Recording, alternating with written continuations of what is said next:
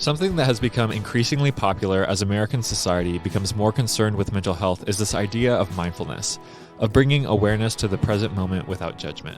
We are learning how incredible of a tool mindfulness can be for our well-being, and clinicians, like our guest today, have been using mindfulness as a part of treatment for a range of mental conditions, but mindfulness has been around for centuries. Cultures across time and the globe have used similar practices and have passed down this tradition for generations. Here with us today is Heidi Pontinen, a doctoral psychology student and counseling intern at Kansas State University.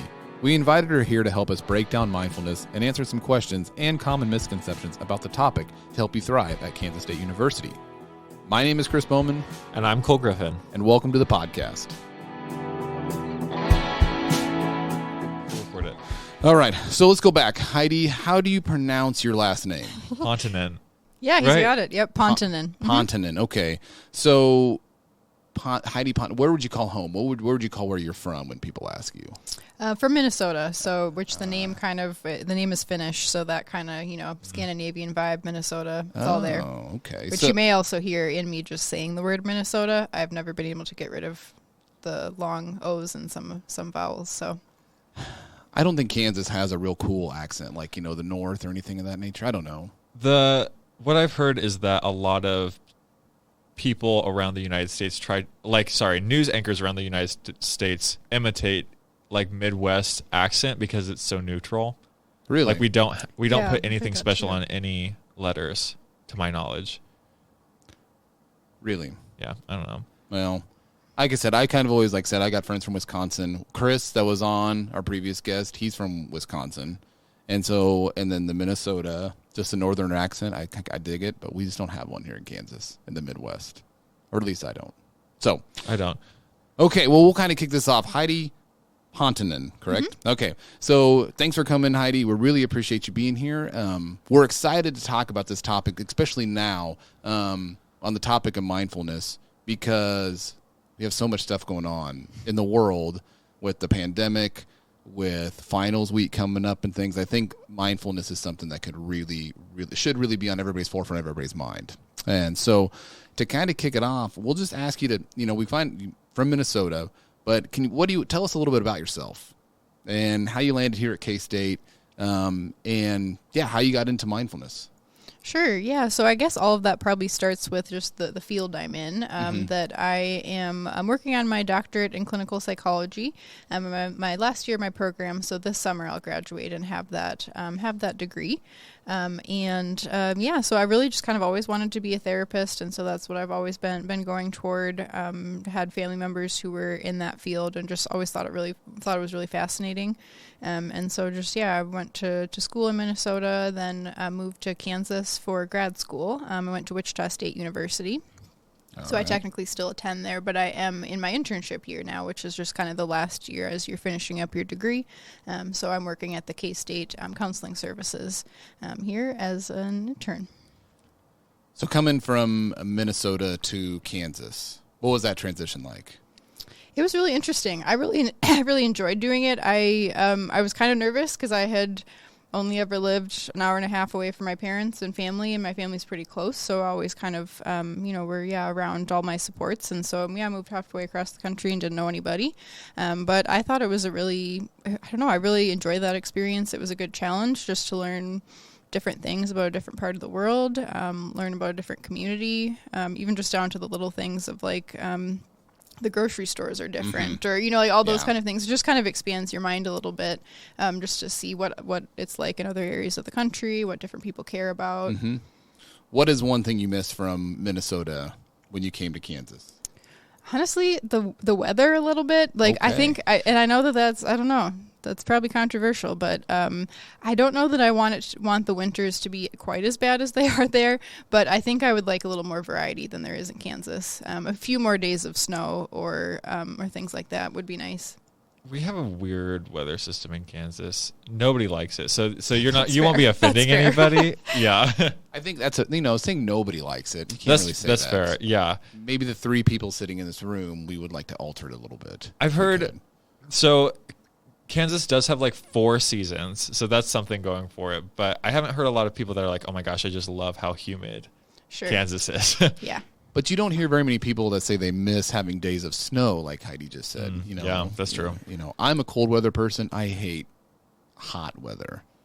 Coming into the winter months here in Kansas, we're going to get it. It's going to be humid. But I, too, would like to have the snow a little bit more. And I think there's probably a piece of it that's just like forgetting how horrible it actually is, of like having to park and I hate scraping off my car, so it's maybe just a piece of like, it's been too long, and when I'm actually back there I'll hate it, but I think there is a little bit of like, just the variety is nice, or just sometimes it's nice to look outside in the morning and it's pretty snowfall, that kind of thing, instead of just like months and months of it's not even pretty outside, it's just like 30 and nothing changes. So you want the lower temperatures, but you want some scenery with it, with like a white landscape. I can get down with that. I like that. I also had another question about, so you're studying clinical psychology at the doctoral level. Do you have like a specialization within doctoral psychology, or like a special field of interest? I don't really. I'm really wanting to be a generalist. That's the program that I went to that really is trying to make sure that you have the skills to be in different settings, or to be able to handle different concerns. So that's what I'm wanting to continue being. I haven't found something in particular to specialize in. Cool. I like that. So what, you said you did your undergrad in Minnesota. What university in Minnesota did you do that at? Gustavus Adolphus College. Okay. It's a small school that's like, I think, 2,500 people. Okay. Well. So I did psychology there, and from there was just wanting to stay somewhere in the Midwest. So I applied kind of just to grad schools all over the Midwest to just try to stay somewhat close to home, and ended up at the one that was farthest away, which is not what I expected, which was Wichita, Kansas. Yeah. So looking at the school, how did you pronounce it? The one in Minnesota? Oh, Gustavus Adolphus College. Right. It's some long dead Lutheran Swedish king. I'm going to say what Heidi just said, that college, the one in Minnesota. It's all good. Because Wichita State's it is a lot bigger. Mm-hmm. So what was it like going from a small college setting to maybe a little bit of a larger college setting, and as a grad school on top of it, being 12 hours away from home? What was that like? It was different. It being at a smaller school, you feel much more connected kind of to, and I think that is partially just being part of undergrad as well. Like, you maybe feel just more connected to the school, more school spirit and all of that. And there's a little bit more disconnection when you're a grad student, that, you're only in a few buildings, you're not really seeing quite as much of the campus. You feel a little bit disconnected from like the undergraduate students. And so I think just, I felt more connected to my fellow grad students, maybe more so than like the school as a whole. Yeah. But I still really enjoyed my time there. What's interesting too is I think you can bring that perspective in what you're doing now, working in this counseling center. You've got several perspectives from a smaller school. You went to a larger school with your graduate program, Wichita State, came to K-State, which is, we have anywhere fluctuating from 18 to 25,000 students. So you've got a pretty well-rounded view of what the college experience can be for an individual. Yeah, definitely, which I think can only help just to understand more perspectives, and just, not just even as a therapist, but just as a person. I like getting to see more perspectives, or getting to learn more about different experiences. So Awesome. That's great. So today we asked you to come in to talk about mindfulness, and I was wondering if we could start with a definition for mindfulness. What is mindfulness? Sure. So I would define mindfulness as just kind of another word for awareness or focus. It really just means, being aware of the present moment and paying attention to what's going on for you right now, whether that's kind of inside of you, so your thoughts, your feelings, your body sensations, or things that are going on outside of you, so the different things in your environment that might be happening. So it's really just about that focus on the present moment. And what got you interested in mindfulness? I think it was really something that I learned kind of while studying to be a therapist, really. It honestly wasn't something I'd heard of too much before, and so I started learning about it when I started practicing therapy, and found it to be really helpful for me personally, as I was, trying to, that there is a piece of needing to be able to do something for yourself before you can be trying to help someone else do it, and then just seeing how much it helped other people that I was working with in therapy as well. Another question I have then is, what are the benefits of mindfulness? Yeah, so mindfulness can be helpful for doing things like lessening symptoms of anxiety and depression, or just kind of lessening the stress that we feel in our daily lives. And so that's kind of some almost fringe benefits, though, because really what it's about is trying to deepen the quality of your experiences of life. There are so many times that we can just so easily go on autopilot when we're doing things. I mean, when we're just with anything, with our work or with school or with eating or singing or whatever it is that you like to do, there's so much of it that can kind of just turn into more of an autopilot. We're not maybe really fully enjoying or really being present with what we're doing. And it just, it can increase the enjoyment so much when we are more aware of what's happening and kind of how it's affecting us. I also have a question for you, Chris. Yeah. What's your experience like with mindfulness? I would say my experience of mindful, like you talking personally or with people that I've worked with. Yeah. Personally, mindfulness, it gets difficult to remind yourself that mindfulness is important, if that makes sense. Like kind of what you said, being present in the moment, being aware of your surroundings, why you're in them. It's easy to get things stacked up, and it's easy to lose the whole idea of mindfulness just because you're so busy, and it's hard for me personally to not think about what has to get done or what I have to do in the future or what's coming up that I have to prepare for. That you're exactly right. Sometimes I just fail to look around and be like, hey, you know what? This is a really good moment. I need to take this in.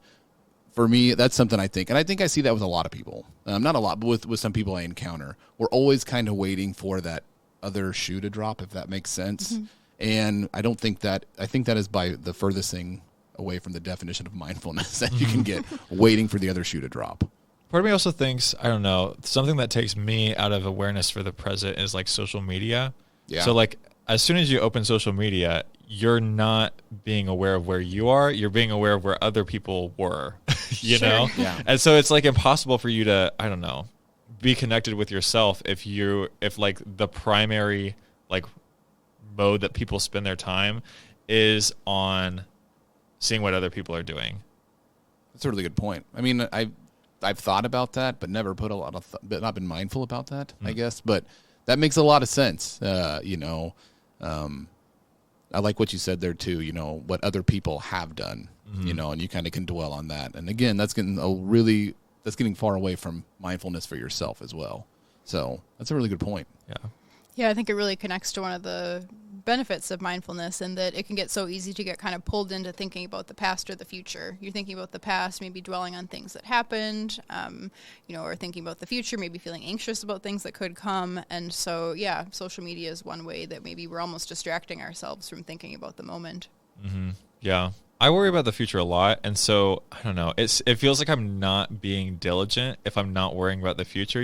Like I'm not being productive if I'm not worrying about the future, and that kind of takes away from my mindfulness. But then that also takes away from my productivity because I'm not present in the thing that I'm actually doing. It's just hard because I think you're always, like I said, like some people haven't, like just like you said, I've got to be prepared for the future. I got to be prepared for what's coming up, and then let's take a global pandemic that's going on. Where the future is unknown a little bit. Our class is going to be in person. Am I going to be able to go to work? What's my class schedule going to look like for some of the students?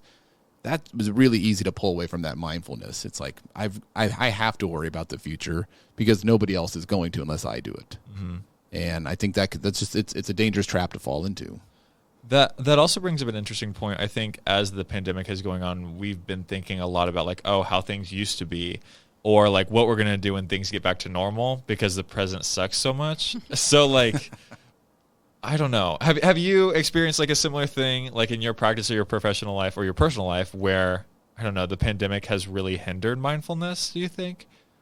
Yeah, I think so, because I don't know, sometimes people forget that mindfulness is like, that it is just being aware of what's going on for you. And that doesn't always mean that it's going to be positive things that you're feeling. It might be that you're tuning into the distress that you're feeling, that you are feeling anxious or depressed or lonely. And I think we have a hard time tolerating that sometimes. And so I think it can get very easy when things are rough to not want to be mindful and to not want to tune into those things because they're hard. So how, when you're experiencing something difficult, because I guess when I'm thinking of mindfulness, I'm thinking, we need to tune into like the good things. Like when you're eating food, you're tasting the good tastes or whatever. How I don't know. Can mindfulness still be helpful if we're experiencing pain? I think so, yeah. And it, in some ways can sometimes be more helpful. I mean, rather than kind of trying to avoid something, which can sometimes prolong our suffering, make things more difficult to face if we're kind of trying to push them away, you're kind of just recognizing for yourself what's going on, and you can't do anything about those feelings unless you know that they're there first. So you need to be able to call attention to those things before you can even figure out what to do with them. With all the benefits of mindfulness, how do we go about like practicing mindfulness?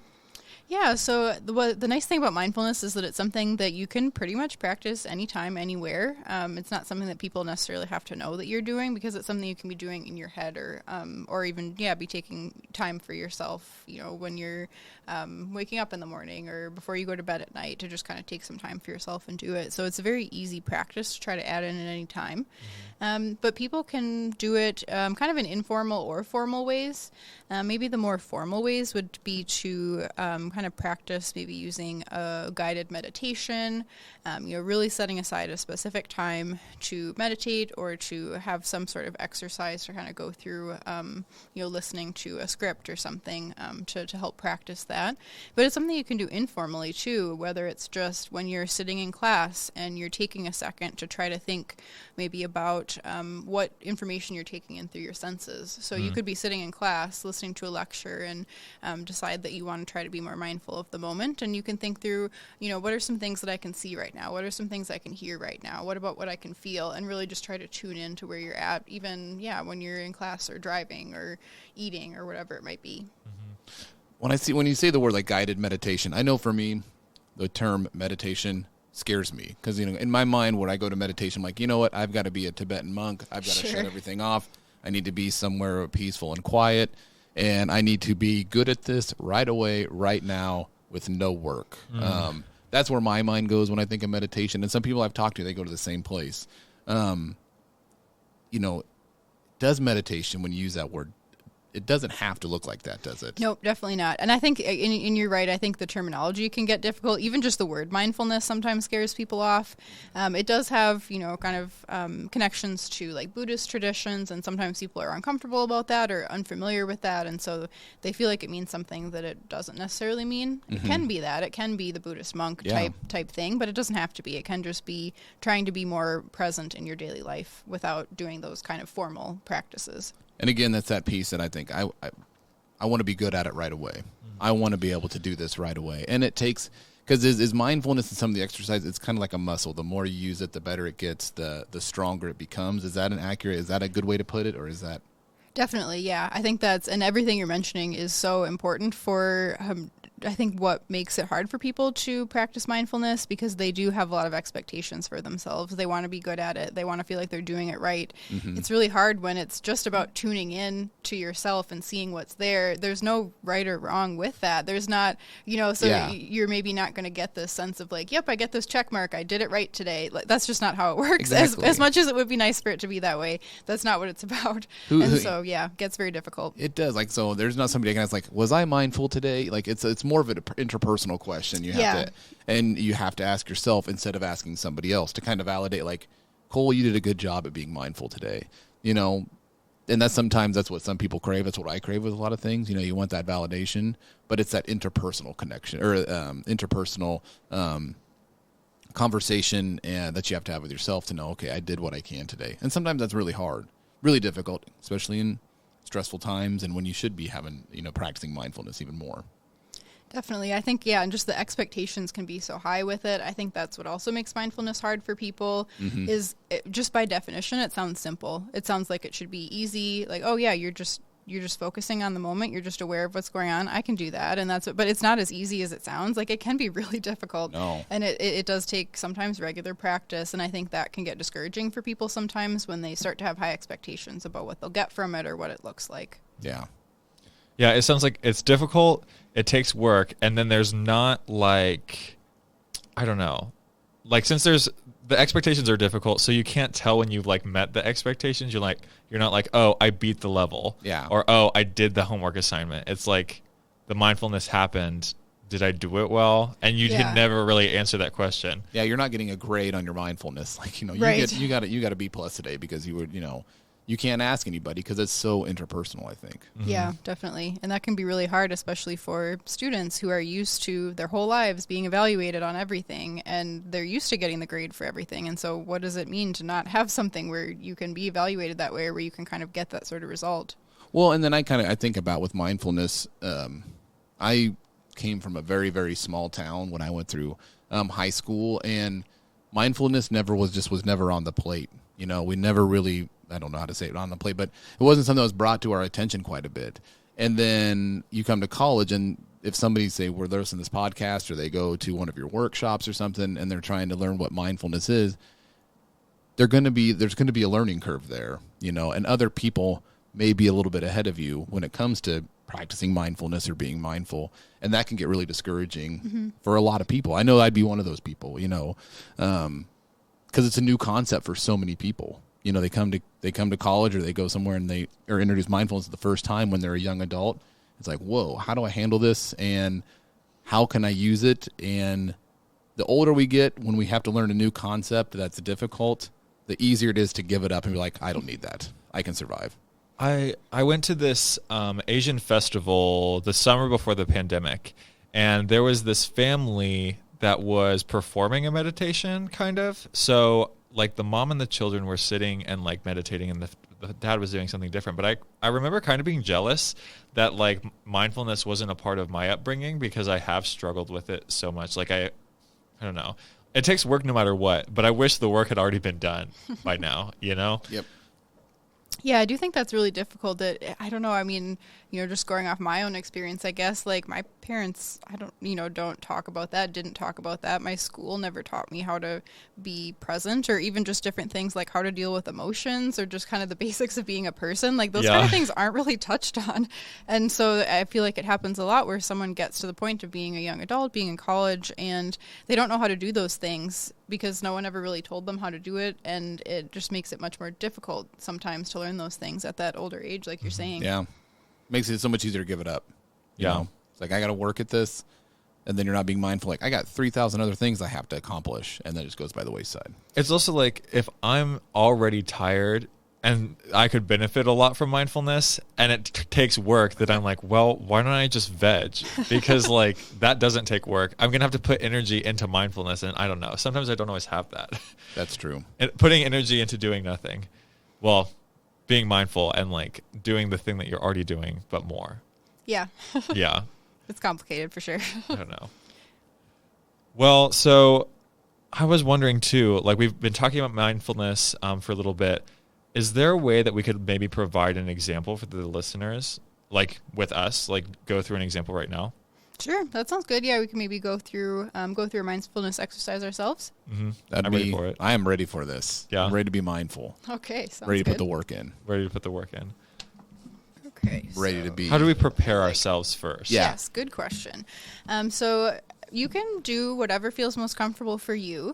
I'd recommend sitting in a comfortable position, or laying down if you'd prefer to lay down, where you feel like you can kind of just relax a little bit, feel comfortable. So if you're sitting in a chair, depends on you for if you'd like to be kind of sitting back in your chair, if you'd like to be sitting up straight. Having both of your feet on the floor can be helpful, just kind of helps with that stability piece if you are sitting. And then in terms of having your eyes closed or open, many people do feel more comfortable having their eyes closed. It kind of just helps them focus a little bit more. But for some people, that can be uncomfortable. The idea of having your eyes closed, maybe if you have a past history of something traumatic happening to you, something that makes it difficult for you to kind of not have that awareness, I'd just recommend looking at the floor or looking kind of in a neutral place. It's really just whatever is most comfortable for you. Okay. I think I'm going to go eyes closed. I will too. Okay. Yeah, I do prefer eyes closed. I don't know if maybe other people have different experiences, but it can be hard for me to just kind of turn off the other stimuli. And so just being able to kind of really center myself can be helpful. All right.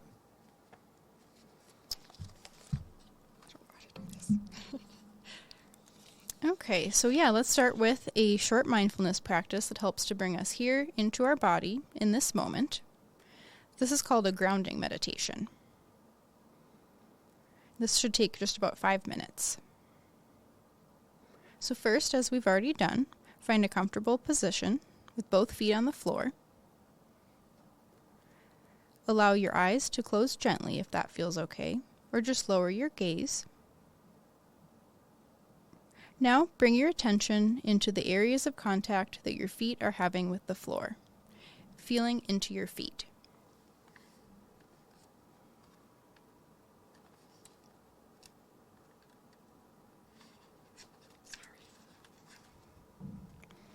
Notice the solidity of the ground under your feet. Feeling where your shoes are in contact with your feet.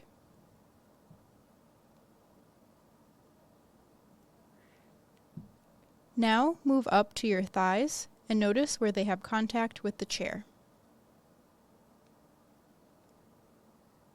Just allow the ground and the chair to hold and support your body without you needing to do anything.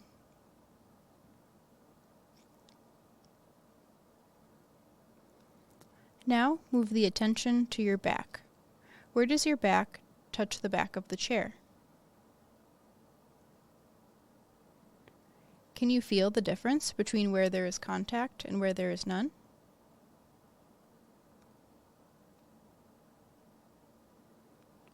Now move the attention to your hands, feeling into your hands. Maybe noticing the position of your hands and noticing what they are touching. Perhaps this is the chair, your thighs, or maybe your other hand.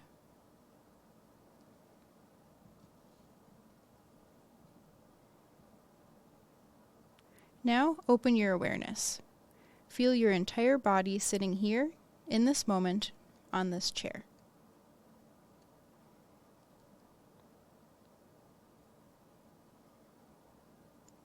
And now, for the last minute or so of our short meditation, bring the attention to your breath. If you like, you can make the next couple of breaths a little bit deeper so you can really feel the breath.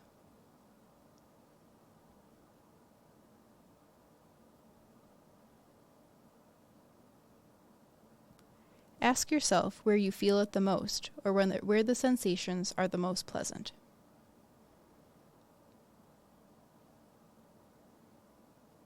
Is it at the nostrils where the air comes in? Is it at the back of your throat? Is it in your chest or maybe in your belly?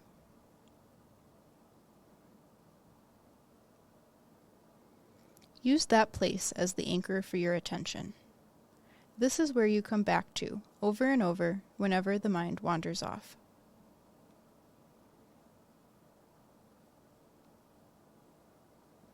Now, just let yourself breathe. No need to make it any other way than it wants to be.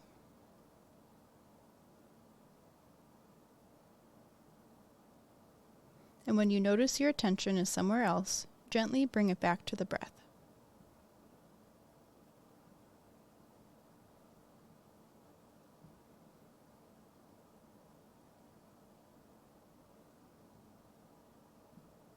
When you're comfortable, you can come back to the room and open your eyes.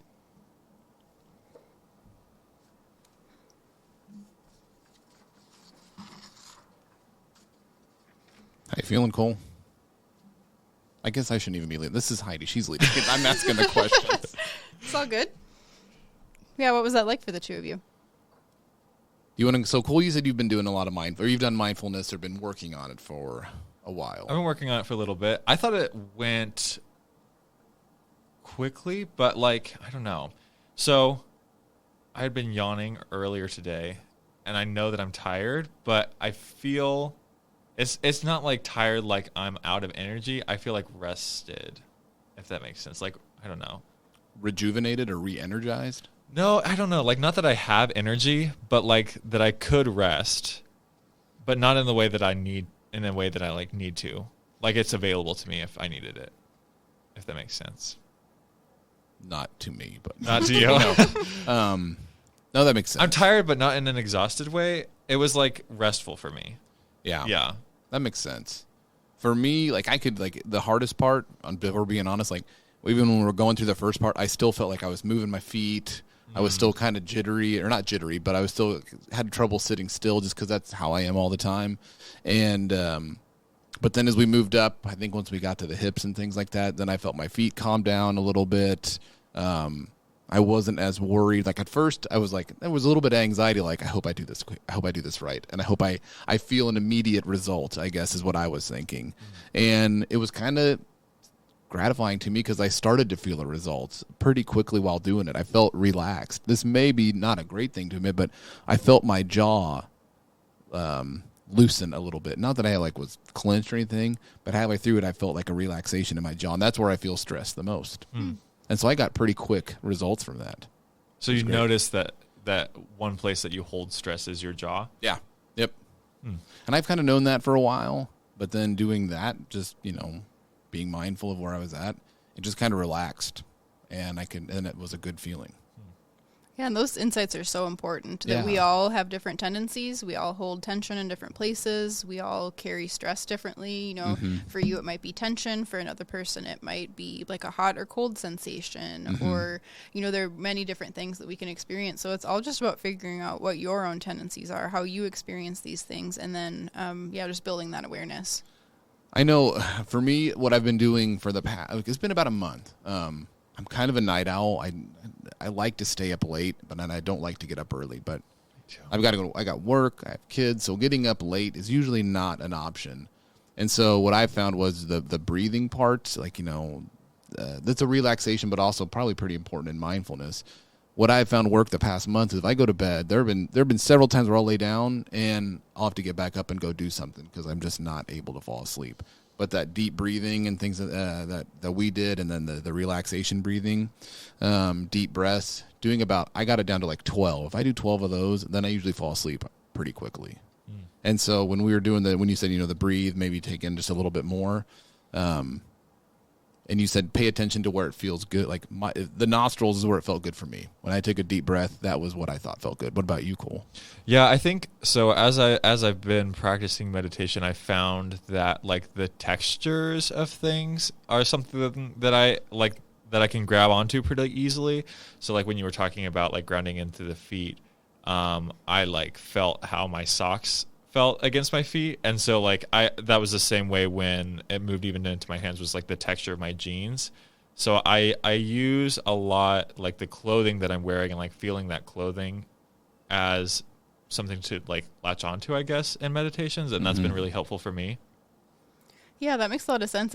I find that when I practice mindfulness with people, that they do seem to have a sense that is maybe most prominent for them or is most meaningful for them. It's touch for me as well, like the idea of, just the feeling of my body against the chair, or my feet on the ground, or my clothes, or even like if I'm trying to help myself feel better, like touching a soft blanket, or like, hot and cold, like all of those kind of sensations seem like they're more meaningful to me, where to other people it might be about listening to calming music, or, they're maybe noticing more of the sounds that are going on around them, or the smells. So it's another piece of just trying to learn your own tendencies and what you connect with most and what's most meaningful for you. Yeah. When you've led mindfulness workshops or exercises, like what we just led with students or with anybody really in your professional career, what has been some feedback from some other people? I mean, if you can think, I know I don't want to put you on the spot, but I mean, like we had a couple of them where I said, I felt some instant gratification of just relaxation and then being more in the moment and things of that nature. I don't want to say is that typical, but I mean, what is the range of what people feel like after they do a mindfulness exercise? I think there is a pretty big range. I mean, it can be, sometimes people do feel very relaxed. They feel very calm. Sometimes people, especially if they're newer at it, they find themselves having thoughts like, I feel silly, this is weird, and that's normal too. Even if you've been practicing it for a long time, that can be normal. And so there is, a pretty huge range of reactions. Well, and the reason I bring it up, is that it's not gonna, it might, like I said, it's that whole, it takes work, and then having someone to guide you through some of those mindfulness exercises can be really, really helpful because, then I find myself questioning, am I doing it right? Maybe I'm doing it wrong. But if someone's there, like you said, I know you guys have held mindfulness workshops and things of that nature. It's just somebody there encouraging you to keep going and keep doing it. And that's what some people need, and for them to keep working on it. And so, and so if you don't, like I said, if you find yourself having those wondering thoughts, it doesn't mean you're doing it wrong. It just means you got to keep trying and have to keep doing it.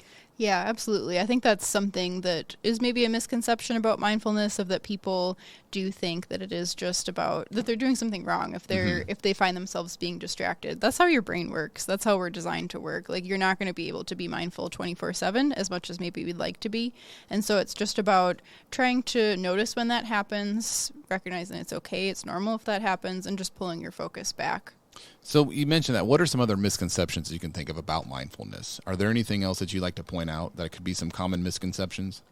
I do think that would be one of them. Yeah, that one, I guess, just that mindfulness is easy, and that it, like we've already kind of talked about, that it's something that is simple, because I think that can lead to a lot of judgment for people, that they start to judge themselves for not being good enough at it, or yeah, just that thing that we've already been talking about, that there's some sort of expectation that there's a right way to do it. I think another is something that you mentioned a little bit as well, Chris, that can be an easy thought, just that the point is to relax or to feel better, and it's kind of like that's kind of a byproduct of it, but that's not necessarily the purpose of it, because it is that awareness piece. And so it's like, if you do feel more relaxed and calm afterward, that's awesome. And if you don't, if it is that you're tuning into feelings that are kind of distressing or are difficult, whether there's pain or anger or whatever it might be, that's not a bad thing. You're just finding out what's there, and that's kind of the purpose of it. So it's kind of an interesting thing I think people have this idea that, like, there's a purpose, like it's just for relaxation, and it can be relaxing, but it might not be. And if it's not, that's okay too. Well, and that's when you just said that, like, I think what we were talking about previously, like, I was putting relaxation techniques and mindfulness in the same basket, thinking these are the same thing. And they can intersect, and they can be the same thing, but they don't have to be, just like what you said. Yeah, so it can be confusing. So when people first start looking into it, I think that can lead to it too, of like, okay, I'm more aware of my feelings. Why aren't I more relaxed now? And it's, well, that's part of it too. It might not be more relaxing if what you're uncovering is that you're feeling pretty uncomfortable right now, and that's okay if that's what's there. Yeah. Can it be used as a little, and maybe I'm asking this in the wrong way, but when you're mindful of your surrounding and your situations, am I using the right term? Is that it can be motivating for people?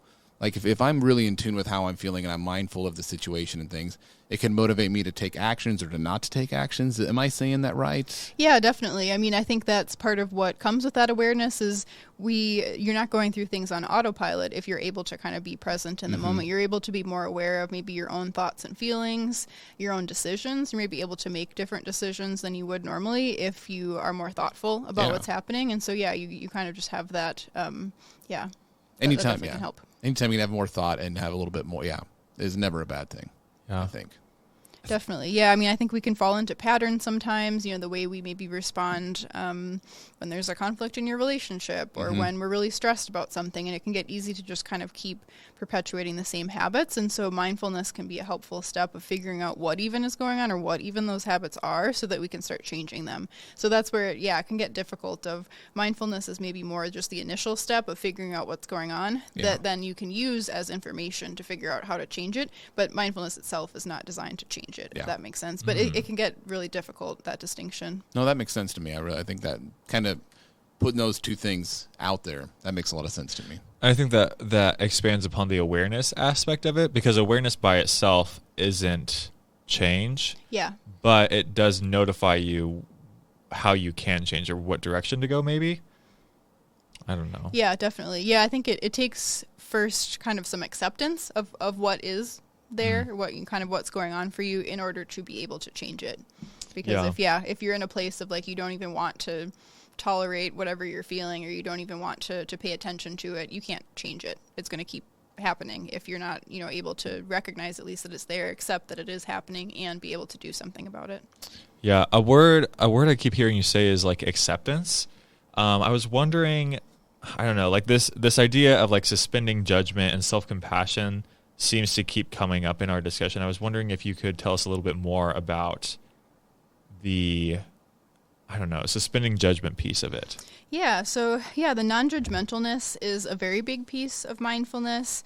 Really, I mean, we have so many judgments all the time. We have so many opinions about things. We tend to evaluate things as good or bad in our life. And so this is just kind of a chance to try to pull ourselves away from that a little bit. And you're just trying to notice what's going on without judging it, which is really hard to do when we are pretty practiced at judging things. Where, if you are starting to have the thoughts like, this is silly, I don't like this, or you're starting to have the thoughts about, am I doing this right? Or you're just getting distracted by something else, that just trying to recognize for yourself, that's okay, this is part of this, and trying not to judge that piece of what's going on. Another important piece is related to that is don't judge your judging. So when you find yourself being judgmental about something, try not to judge that and know that it's a part of it. It's not an easy process. Yeah. I think that the judgment piece is the hardest part, because I always want to have a product after I do something, like, oh, I did it. Like, I cooked the food, now I get to eat it, I don't know. Yeah, no, that definitely makes sense. It's just mindfulness is just different from the way we think of a lot of things in our society, I think, the way we're taught to do a lot of things, and so it can be a difficult adjustment. Why do you think that is so hard, the self-compassion part of that? Yeah, I'm not sure exactly. I wonder if it has something to do with kind of just the individualistic kind of nature of our society, that we have the sense that we need to be able to do things ourselves. We're just so hard on ourselves. And it's kind of an interesting thing when you start looking into things like being compassionate or being non-judgmental, that we have so much more compassion for other people than we do for ourselves sometimes. And that can be such a hard thing to separate ourselves from. Something I keep coming back to is, like, whenever I do mindfulness meditations or anything like that, I almost feel like I have to judge it for it to be valuable. Like, by me judging it, I'm assigning it value one way or another. And so if I can't assign it value, then it's really hard for me to, like, find it, I guess, because the judgment for me is what gives it value. Yeah, you're wanting to validate that you're doing it for a reason, and you're doing it well. That's the way I look at it. I know I kind of go back to when I started journaling, which I haven't done my entire life. I'm really glad I do it now, but I had to really, for a long time, I look at what I journal and be like, I still find myself not being 100% honest on paper that I'm writing, that nobody else is ever going to see. The only people that are going to see it are people that I let see it if I choose that. But there's still something in the back of my mind like, I really shouldn't put this down because I don't want anybody else to see it or to judge it or anything of that nature. And so I don't know, maybe it kind of fits along the same line with that. I don't know if that made any sense or not. Yeah, it did. Yeah. So. It's hard. We just are so... It's vulnerable. Yeah, I think that's definitely a piece of it too. Yeah, that vulnerability. You're always... there's something about it where people are always worried, or not people. Some people are always worried about how, like I said, they're worried about being judged. They're worried about what it's going to look like. They're worried about what it says about them as a person. If I have to work at mindfulness, if somebody is mindful, that means that's a trait of a good person. Now I have to work at it. So does that mean that I'm not as good of a person as somebody else? Maybe that's part of it. I don't know. That's something I think about sometimes. Yeah. Sure, like a fear of failure, maybe, of like, if it's something I have to work at, then it's something I can fail at. Exactly. And what if I fail at it? And then that can keep people from even trying it because they're so worried about what that would look like, or if they could handle it if they did feel like they failed it. Oh my gosh, that cripples me so much. Like, the fear of failure, like I don't know. The fear of failure is the most often reason why I don't start something, is because I'm scared of failing. So I'm just like, well, if I don't do it in the first place, then I can't fail at it. You didn't know that you're getting into this deep of a conversation, did you, Heidi, when you came down to sit with us? It's all part of it. Yeah. So, I think that, and what you're saying there is such a common tendency. That's how I've kind of been throughout school as well, or just many students really struggle with that piece of almost, they procrastinate on their assignments or studying or whatever it might be because they're worried that it's not going to be good enough. And if it's not going to be good enough, then what does that say about them? And so they put it off, and then that can just lead to increased stress and can kind of get into a difficult cycle. How do we open ourselves up to compassion, like self-compassion? What does that look like? Yeah, so self-compassion is trying to just recognize for yourself that you deserve to be treated with kindness and that you can do that for yourself. It does involve kind of just a recognition of what's called common humanity, just the idea that suffering is a part of life. We all suffer. We all fail at things. We all make mistakes, and that's okay. And so sometimes recognizing that for people is really hard. They feel like, no, I should be better than that. No, I can make it, I can succeed at this. Like, I'm not going to fail at anything, or I can't for whatever reason. And so really just trying to be understanding and patient toward yourself is a big piece of self-compassion. That can sometimes come in the form of kind of almost having a mantra for yourself, of even when you notice yourself being hard on yourself or judging, that you can tell yourself it's okay. It's okay that I'm feeling this way. Just almost trying to validate for yourself what you're feeling, that yes, this is hard right now. The way I'm feeling makes sense. All of those things can sometimes be helpful reminders. Mm-hmm. It also sounds like it's so, like, that common humanity piece is so much deeper than, I don't know, if I'm thinking about, I'm just feeling my socks against my feet.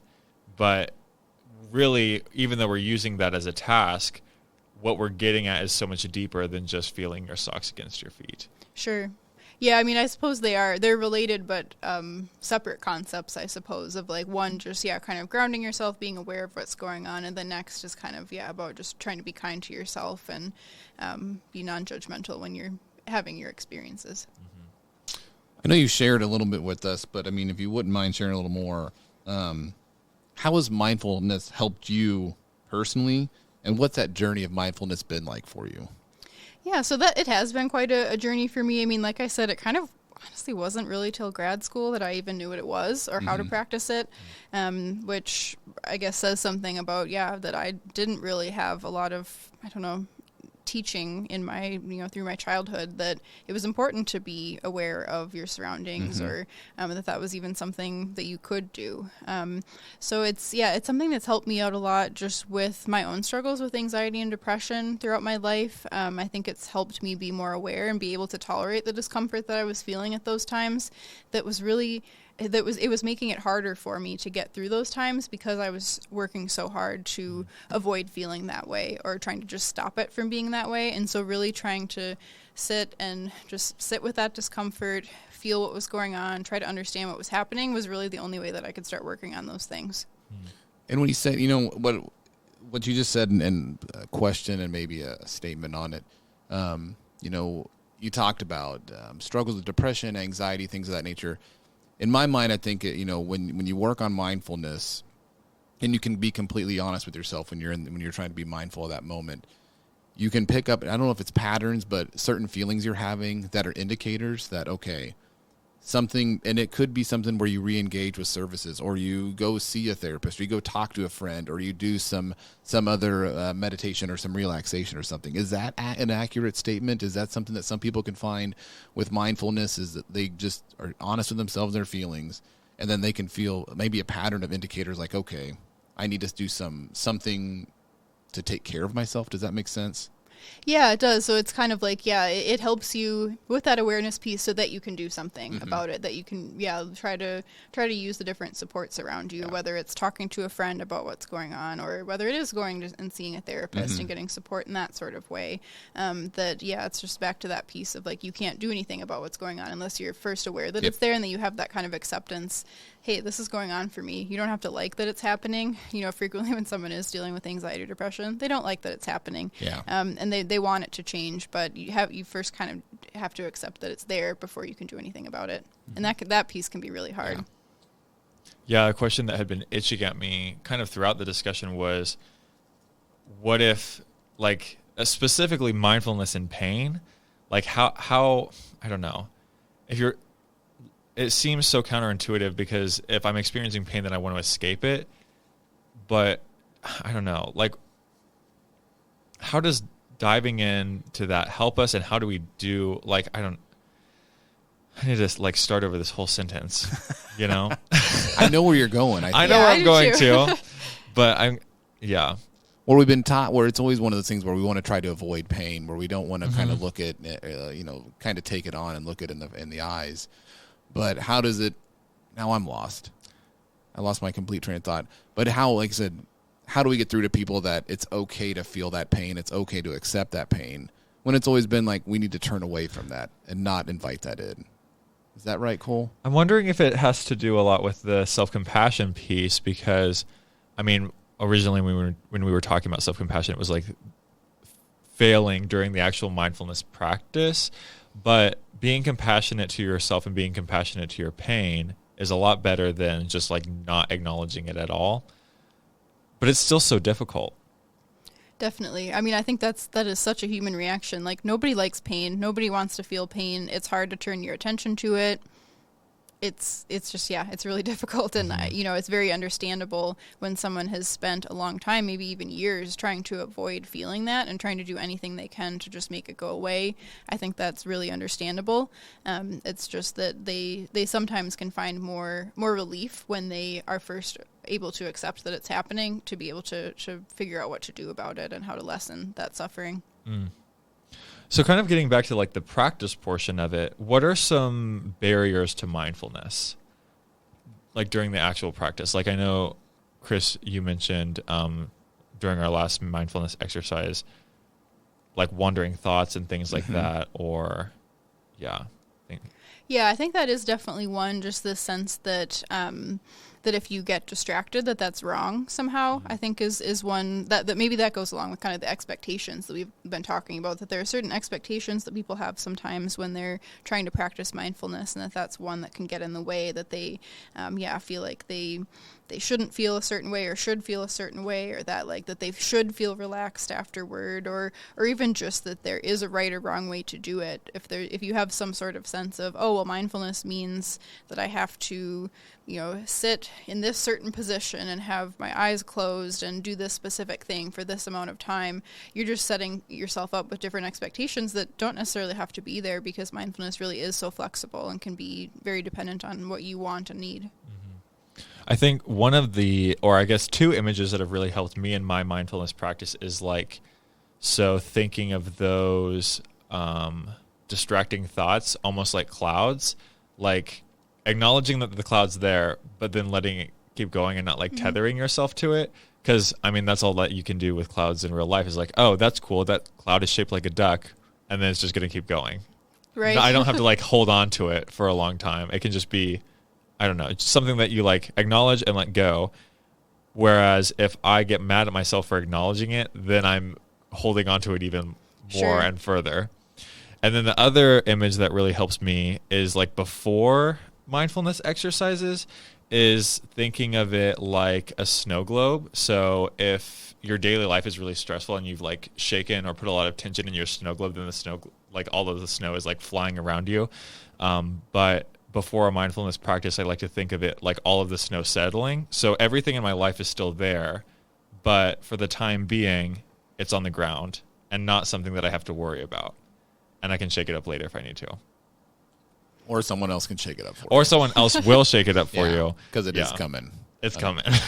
Well, I think, in what you were just saying, when we're talking about the distractions, the barriers, I don't know, in my mind, there's something in my mind that says, if I'm not planning or preparing for the future or worrying about what's coming down towards me, then that's not a good thing. Mm-hmm. I need to be prepared. I need to worry about the future. I need to take control, because if you don't worry about the future or think about it, then it might not be in your control, and I want to control that, that future. And so, when we say mindfulness to some people, or when maybe, I don't know, Heidi, if you experience this, it's let's not have any distractions. Let's not worry about what's happened in the past or what's going on in the future. People in their minds are well, then that's not good, because we need to think about the future. Everything rides on the future. It's just, there's so many things that, I don't know, that people have misconceptions about, that mindfulness is just really hard. I know that's probably what you've picked up. Mindfulness for me is difficult. I've been working on. No, I'm just kidding. But it is it's those things, and everything that we come encounter with in society, or a lot of things they're saying, be prepared for the future. Worry about the future. You need to be prepared. Don't get caught by surprise. And it's kind of the opposite of what we want for mindfulness. We don't want to have to worry about that kind of stuff. I was going to say, when the goal is presence, and the opposite of that is either dwelling in the past or dwelling in the future, I've always found it kind of similar to you, where it's, for me, I find myself getting caught up in the future, much less than getting caught up in the past. I agree, yeah. Yeah, I think it depends on the person, and people can sometimes get caught up in both, or maybe it depends on what's going on for you. But I think that's just back to that piece of like, there's probably no way to be mindful 24/7. I can't imagine anyone is. There are going to be times where you've just got obligations and you have to think about that meeting that you have next, or that assignment that's due tomorrow, or the test you have coming up, and that's okay. That's not a bad thing if you're not, being fully present all the time and you are being pulled into something. That's just part of life too. And then, so Heidi, I'll ask a question. How do we involve mindfulness in our daily lives or in our communities? Any tips you could give us? Sure. Yeah. I mean, I think there are lots of different ways to practice mindfulness for yourself. There are different apps out there that you can use. We even have some resources here at K-State.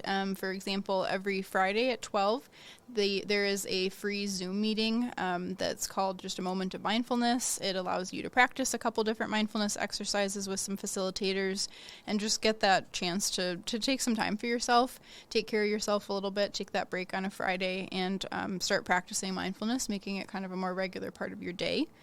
Otherwise, there are so many different websites out there, even just by Googling mindfulness or looking for mindfulness on YouTube. There are lots of different free options for being able to find different guided videos or things. So there are lots of different ways to do it yourself, whether it's being led by a video, whether it's just something you're doing for yourself. It's very flexible.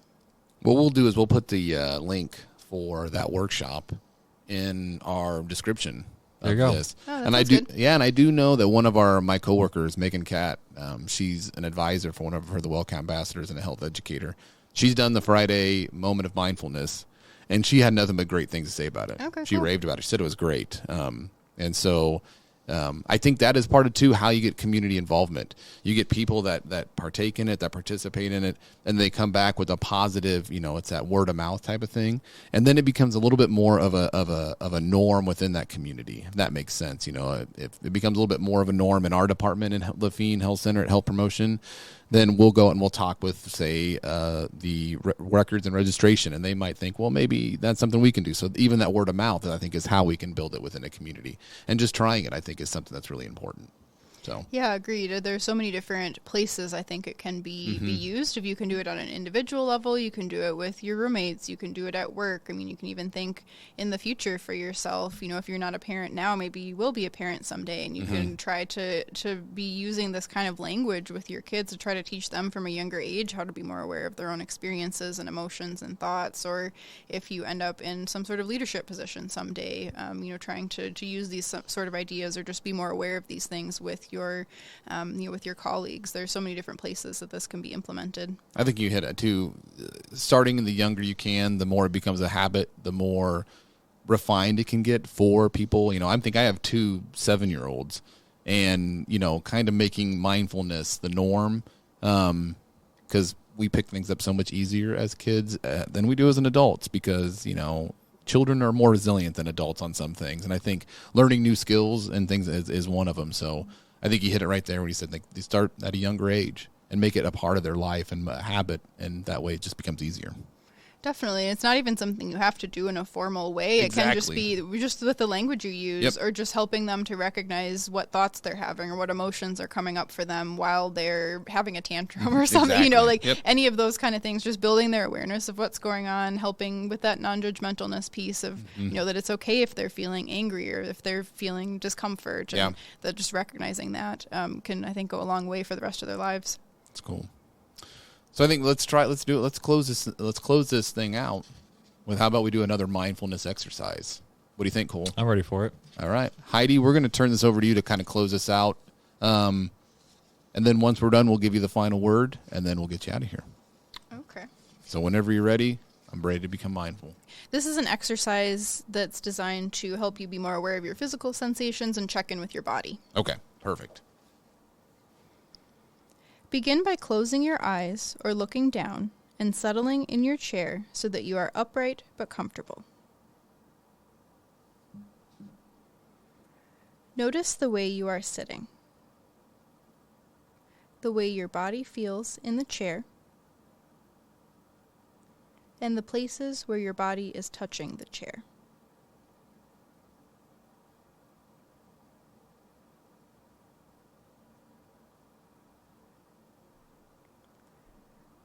Notice your breath and where you feel it in your body.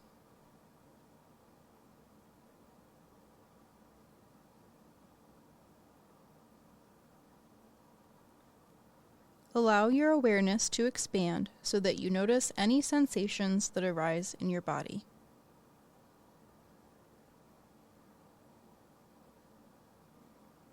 This may be tension or soreness in your muscles,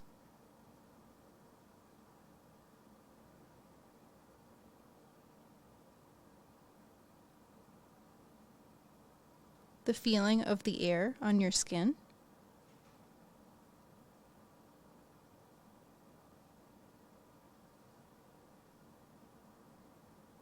sensations of hunger,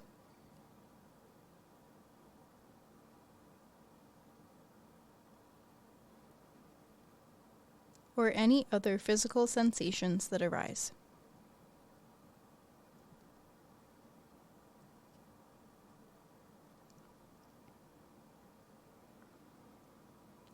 Just notice sensations as they arise without judging them. Just noticing them as they are.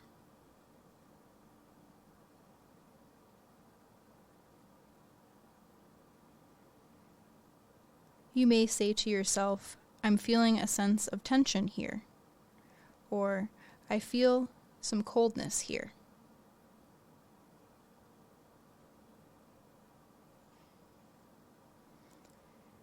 If judgments arise, notice these too, and shift awareness back to your body and to the sensations that you are experiencing.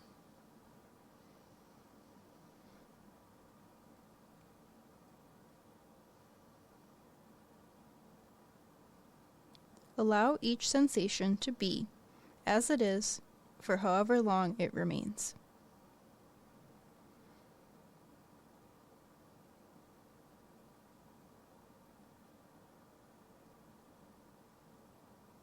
Just notice it and continue with expanded awareness.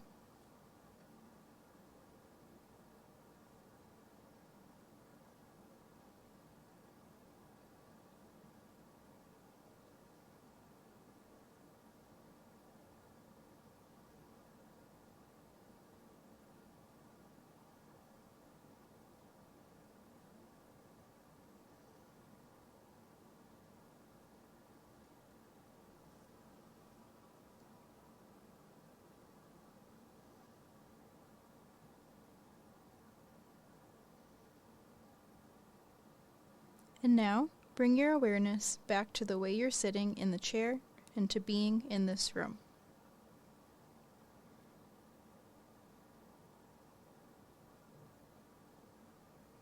And when you're ready, you can open your eyes.